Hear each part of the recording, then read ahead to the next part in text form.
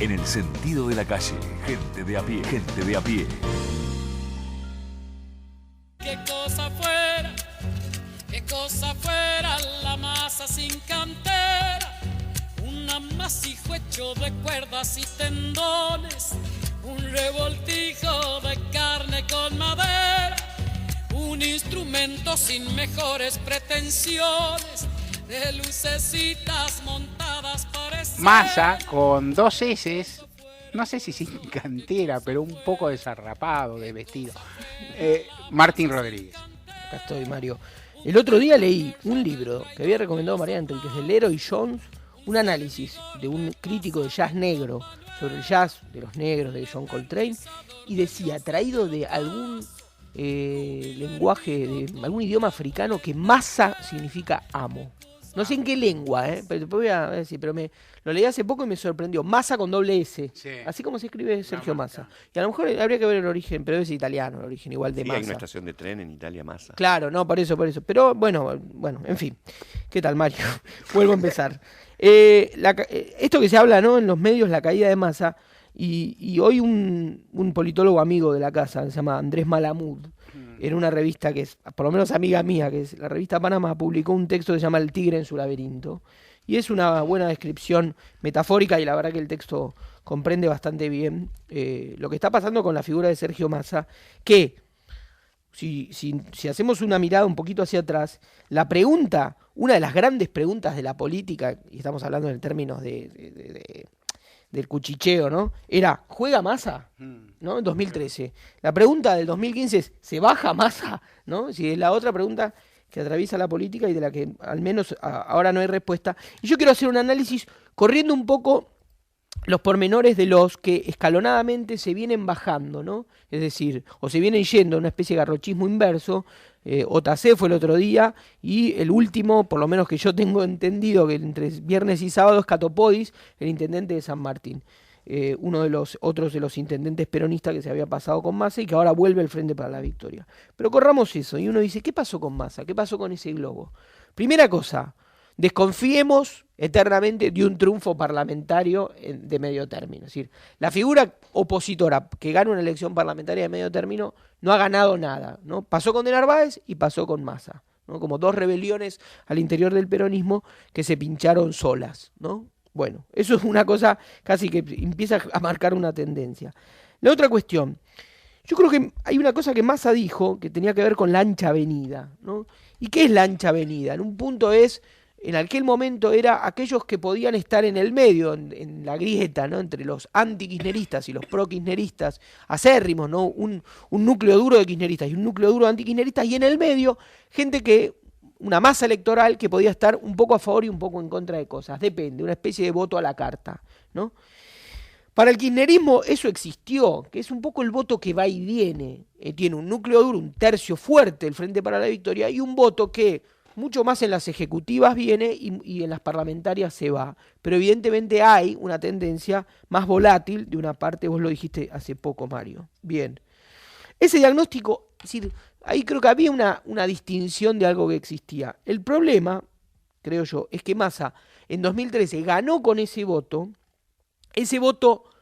que con el que ganó en 2013 lo catapultó para algo que él quiso ser muy prontamente, que fue convertirse en el principal opositor al gobierno.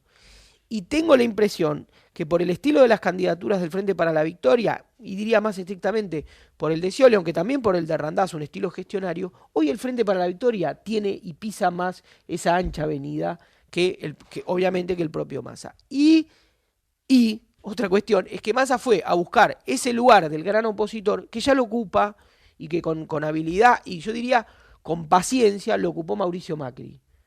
Entonces, digamos, hay algo, ¿no?, como del orden de los diagnósticos que se hacen bien, pero de los sujetos que los ocupan, ¿no? Es decir, ¿existe la ancha avenida? Sí, existe, pero hoy no la ocupa Massa, en un sentido. Y seguramente estaríamos hablando en este año de una ancha avenida que tiene mucho más de conservacionismo y continuidad que de cambio, aún en esa franja intermedia.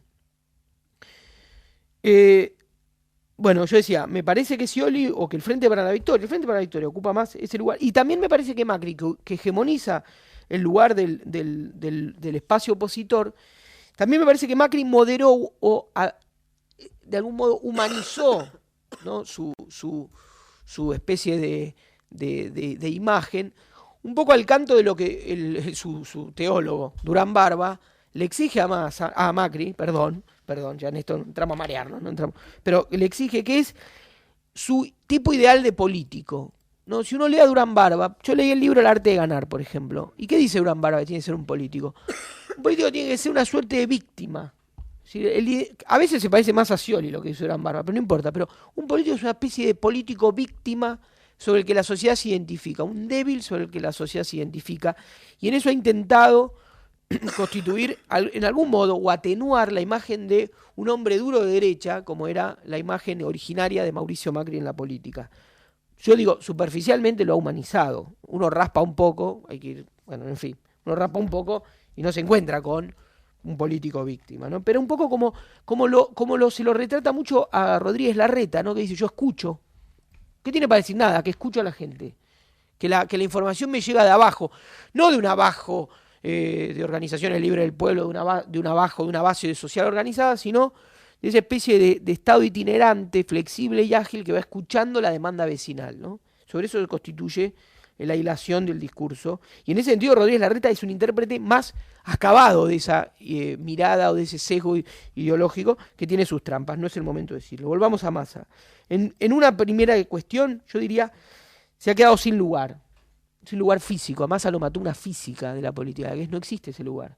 Ni el tercio antikirchnerista, que es sólido en la política argentina, lo puede ocupar, ni la ancha avenida, sobre la que, en general, cuando uno ve estos garrochazos que no hacen bien, uno ve que Otacé vuelve, que el otro vuelve, y la verdad que la imagen de la política es una política miserable, de transfugiada.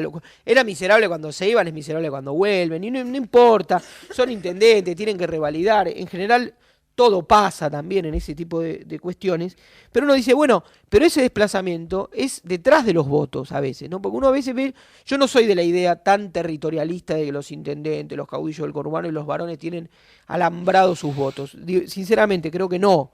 Creo que hay un dominio político, un dominio de bases, etcétera, que hace que tengan un valor. Pero creo que en todo caso son como los tiburones que huelen sangre, huelen hacia dónde van los votos y en todo caso hoy van detrás del Frente para la Victoria y que se ha recuperado. Quisiera decir una última línea y tal vez en el medio una cosita sobre la recuperación del Frente para la Victoria y que prometeremos seguir charlando. Creo que hay un rasgo en esa vuelta al Frente para la Victoria que tiene que ver con una fortaleza en la imagen de Cristina. Se dice todo el tiempo, Cristina mide mucho también porque se va. Es un lugar común. Yo suscribo un poquito ese lugar común. Creo que una presidenta que se va bien y que además se va y que tiene una oferta electoral al Frente para la Victoria que no es una oferta, vamos a decir, gurka, no es una oferta de dos referentes que no se distinguen por ser puramente o químicamente puros del kirchnerismo. Me parece que amplió su espectro electoral, que el Frente para la Victoria hoy tiene una oferta más ampliada con la imagen fuerte de Cristina y el liderazgo del Frente para la Victoria de Cristina y con dos referentes electorales que amplían un poco más. Por último, última lección. El punitivismo es el político inseguro. Es decir, el punitivismo como respuesta a la inseguridad produce políticos inseguros. Es decir, cuando un político se abraza al punitivismo es porque se le empieza a resbalar el piso. Si pide seguridad es inseguro. Si pide seguridad es inseguro. Esa tendría que ser una especie de consigna para los políticos. Pero digo, en una especie de escuela para políticos, ¿no? Que en algún momento por ahí, gente de a pie armamos, ¿no? Lanzamos la escuela para políticos. Y hay que ver qué emprendimiento vamos a ir buscando. Sí. Pero digo, habría que decir eso. Pensar. Obviamente que todos nosotros tenemos casi un instinto garantista, ¿no? Es decir, a mí no me gusta ver un tipo encerrado, me pasan un montón de cuestiones con la cuestión penal, punitivista y dura. También entiendo que, bueno, a veces uno escucha a veces testimonio de víctimas, ¿no? Que las que trae Irina tiene ganas de salir con un bate de béisbol. En fin, esto va por mi cuenta. Ahora, el político cuando se abraza al punitivismo no suma nada. Es decir, en un país donde de verdad la clase política está corrida por derecha socialmente, es cierto que si vos plebiscitás la penalidad, te va a crecer la derecha. Pero también es cierto que eso no produce políticos, es decir, políticos de Estado, políticos electorales. Y eso, por más que convivimos con esa cultura política, con los Babi y Checopar de este mundo, es una buena noticia. Que sobre eso no se pueda ancar un político con una proyección nacional. Buenísima columna de Martín. Un agregado sobre una faceta que la que siempre hablamos y también deberíamos hablar más. No tenemos tiempo para todo lo que tenemos que hacer la escuela, tenemos tanta cosa. Hay que pensar cómo funcionalizamos esto. ¿Qué es lo siguiente? ¿Cuándo Massa? Anche io sono pittore, anche uno mismo tiene que revisarse. Cuando Massa se lanzó en 2013, yo dije que se había equivocado.